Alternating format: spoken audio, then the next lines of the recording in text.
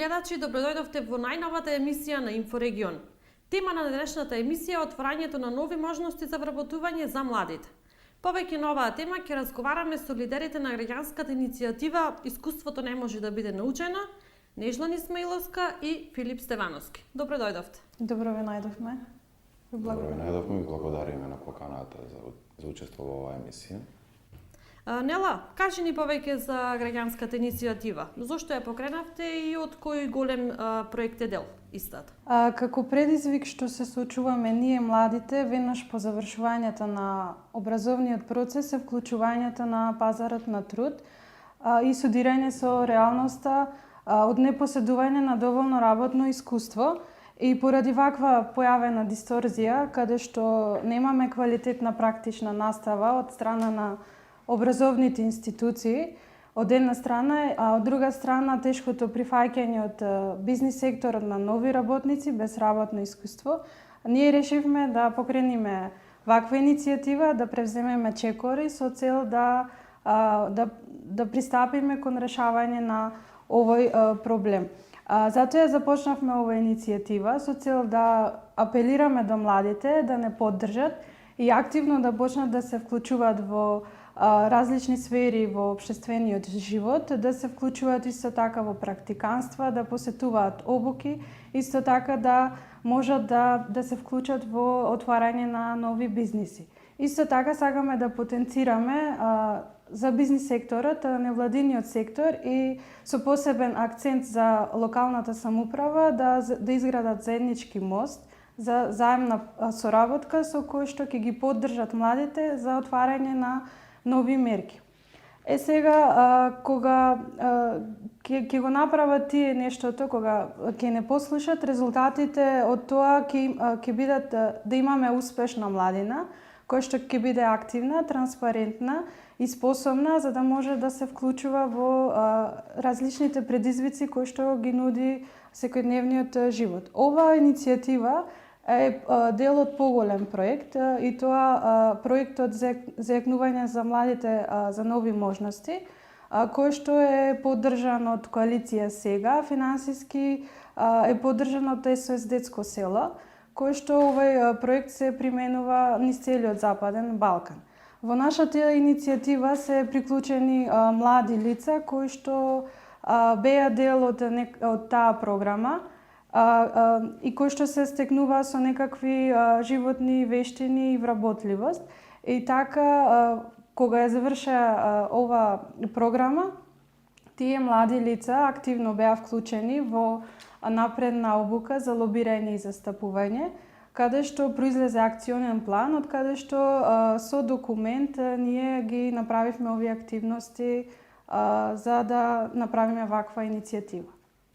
Како е замислена целата проектна идеја, односно кои активности ги имате и кои се резултатите кои што ги очекувате?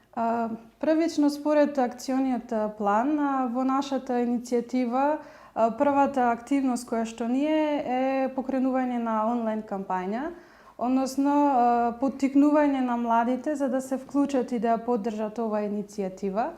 Исто така да се поттикне бизнис секторот да се отвори кон нови практиканства, да дава можности за нови практиканства и локалната самоуправа да не поддржи кон отварање на нови мерки. Во првата активност исто така се вклучени сведоштва од млади лица за кои некако институциите му помогнале, исто така невладиниот сектор и бизнис секторот преку различни обуки за доквалификација, преку академии и слично. Втората активност е правење на позицијски документ кој што ќе се предаде на лица кои што ќе бидат поканети на тркалезна маса. Затоа колегата Филип ќе ни каже подоцна. Филип, кажи ни за почетокот на кампањата, на онлайн кампањата со петицијата. Дали младите го препознаваат проблемот? Уште рано да кажеме за петицијата, какви резултати има и на самиот почеток наидуваме на разбирање од младите. Таргет групата е млади од 18 до 30 години. Онлайн петицијата е пуштена, мислам дека преку Ченчарага води петицијата. Пуштен е на линкот на Facebook страната на Коалиција сега, односно мислам дека и на Instagram страната пуштен веќе неколку дена. Во рок од 3 дена мислам дека се собрани доста потписи. Поентата е да се соберат на 300 или 500 потписи, каде што младите ќе го дадат своето име и презиме, со цел дека не поддржуваат, дека поддржуваат оваа кампања. Статистичките податоци покажуваат дека во последниот квартал од 2020 година се зголемила невработеноста токму кај категоријата млади лица. Дали сметаш дека еве ваквите иницијативи би го подобриле квалитетот на живење на младите и би ја намалиле белата чума, односно иселувањето од државата? Не само квалитетот, овие иницијативи ќе поттикнат и совеста, односно мислам дека совеста ќе се подигне на едно повисоко ниво, каде што младите ќе имат поголемо критичко мислење, а со тоа што ќе поттикнеме совеста, ќе ги натераме младите да се информираат подобро, односно тие можности што ги дава владата или било кој Министерството за труд и социјала, Министерство за финансии, не знам кој ги дава точно прецизно тие можности, информацијата ќе им биде подостапна, со тоа што нивната совест ќе биде покритична кон тоа што мислам дека законот за практиканство е само 3 месеци. Не знам за 3 месеци колку добра пракса може да се добија. Ние имаме иницијатива исто да кажат дали сакат поголем период на пракса или подобро платено да биде нештото, доколку за 1 месец научат да работат, да знаат дека ќе бидат вработени на тоа сигурно на тоа работно место. Така. Освен ова финансиска поддршка која што младите би ја добиле, дали има и други придобивки од мерките, бидејќи живењето во сиромаштија, недостаток на образование, вештини, искуство придонесуваат младите лица да се карактеризираат со една негативна слика за себе, ниска самодоверба, една целосна апатија кон нештото. Поттикот за покренување на ваквата иницијатива е точно тие причини кои што ги наведовте, но и младите треба да бидат активни, транспарентни и да се вклучуваат проактивно во сите сфери од општествениот живот, бидејќи ако имаме активна и успешна младина, ќе имаме и просперитетна заедница. Младите, како што напоменав, кога излегуваат од образовниот процес, немаат доволно работно искуство, не знаат да аплицираат или не знаат да напишат свој мотивационо CV и своје CV и своје мотивацијско писмо, па така дека фактот образовниот процес не ги поддржува ваквите практики за да може да стекнат учениците или студентите вакви вештини. Потребата од воведување на нови мерки од круцијално значење. Освен финансиската поддршка, тие би го стекнале она најважното што ние сега моментално го бараме, а тоа е стекнувањето на работно искуство.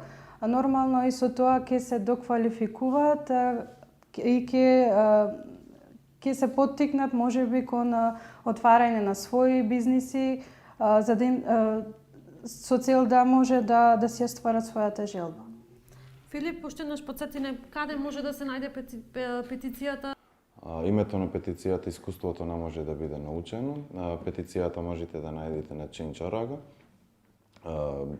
Со самото тоа што ќе подпиши таа иницијатива, со тоа иницијативата добива на масовност и на поголем публицитет. Така.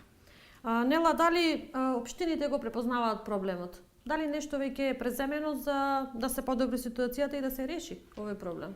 Според досегашната ситуација, општината досега не го препознала овој проблем при поддршка за вработливоста на младите лица, па затоа и нели оваа иницијатива за да дојде до препознатливост за овој проблем.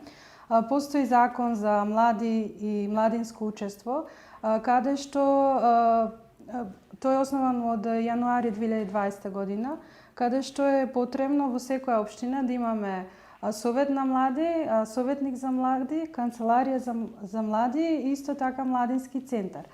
Со спроведување на овој закон би се овозможило поголема вклученост на младите и отварање на нови можности за нив. Исто така, морам да напомнам дека потребно е да се направи локална стратегија, бидејќи таа е во законот. Со локалната стратегија ќе биде во согласно со националната стратегија за млади, каде што ќе се изготви акционен план. Во тој акционен план ќе бидат нормално ќе се утврдуваат и организацијски, финансиски и административни мерки за негово остварување. Она што ќе се постигне, ние што бараме да се постигне според Законот за млади и младинско учество на годишно ниво, од државниот буџет за младите најмалку треба да се издвојат 0,3%, а на локално ниво треба да се издвојат 0,1%. Со ваквото издвојување на буџетот, со ваквото издвојување на средства од буџетот и подпомагање за младите за отварање на нови мерки за платено практиканство, обуки и можности за отварање на нови бизниси, сметаме дека ќе биде од значително значај. Се надеваме дека еве општината ќе има слух. Да, се надеваме и ние, па затоа и ја покренавме оваа иницијатива со цел да не идеме на поддршка. Така. Филип, според вашите досегашни истражувања, дали постоечките мерки кои што постојат од Агенцијата за вработување се искористуваат? Дали младите се информирани воопшто? Дел од младите се, мислам дека не се доволно информирани за тоа дека има платено практиканство со закон. Мерките мислам дека не се и воопшто изрекламирани или представени како што се рекламира кај нас по сите телевизии, што направиле и што ќе направат. Мерките за практиканство досега немам никогаш сретнато дали на телевизија или на некој социјален медиум да бидат изрекламирани или представени на младите. Дел од тие мерки, колку што знам, некој ги злоупотребува. Дали имал собствена фирма или така нешто, ги праќа само документите за нивни роднина или нивни пријатели, тоа дете или тој нивни роднина ги добива парите, а воопшто не оди на пракса со тоа, колку што знам дека и дел од овие се злоупотребуваат, но тоа е многу ретко. Така, се уште постојат недостатоци во самиот процес и на аплицирање и на одобрување. Па тоа е тешко, колку што знам, нема достапна информација. Најдовме на едно мислење, односно искуство од еден човек каде што сакал да биде практикант во некоја фирма, нашол по неколку фирми за практиканство после неговиот после завршувањето на факултетот. Повикот бил отворен само 4 дена, а во самиот повик пишувало дека треба да биде барем месец дена или 6 месеци, не знам точно како бе истражувањата за повикот за практиканти. Во град Прилеп нештото било само 4 дена. Поради таквите проблеми, поради таквите реални проблеми, ја покренавме оваа иницијатива. Да се подобрат и крајна цел е да кажеме дека сакаме да има 12 месеци, 365 дена отворен повик за практиканти. Така. Нела, зад вас стои еден цел тим од млади луѓе кои што веруваат во оваа поддршка за вработување, а некои од нив веќе ги имаат искористено и некои од мерките. Дали може да ни споделиш за нивното искуство, каде биле вклучени, какво е нивното искуство и кои вештини ги стекнале? Дали сега се чувствуваат дека се поспремни за да излезат на пазарот на труд? Така, за нас стои тим од околу 15 на млади лица кои што поминале некаква обука и биле вклучени во некаква програма за подобрување на нивните вештини. Имаме позитивни практики, најчесто од невладиниот сектор, бидејќи тој е поактивен во поддршката на младите во овие ситуации. Како, например, ќе ги посочам обуките од Коалиција сега за основни животни вештини и вработливост, каде што младите лица се обучени за тоа како да напишат добро CV и мотивационо писмо. Исто така му возможува и да ги подобрат нивните комуникацијски вештини, а со тоа полесно да се вклучат во пазарот на труд. Ваквите позитивни практики што ги прави, што ги поддржува невладиниот сектор, сметам дека треба да ги поддржува и локалната самоуправа и поголема отвореност да не идеме од бизнис секторот за отворање на можности за младите. Ние имаме млади кои што добиле поддршка и од институции, например како што се отворање на нови бизниси. И со ваквите позитивни практики преку бесплатни обуки и доквалификација, тие имаат подобра работа и вработување. Филип, за крај дали може да ни кажеш кои се следните активности на проектот? Што е следно што да очекуваме?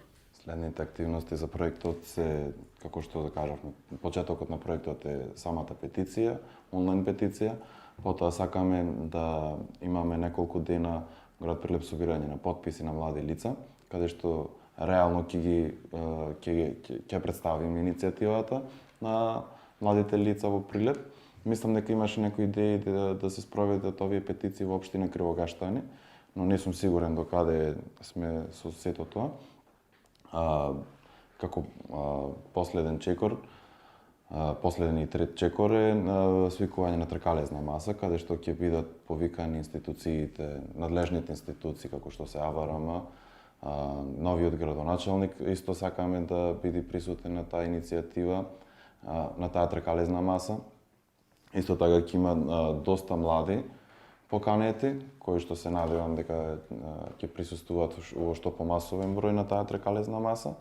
И тука како трет дел на тркалезната маса, односно тој ќе биде еден триаголник, односно соочување или испротивставување на мислењата на институциите, локалните институции како што се општината и агенцијата за вработување. Тука ќе биде приватниот сектор, кој што ќе каже какво искуство до сега, со какви пракси им понудил на граѓаните, на младите граѓани на град Прилеп.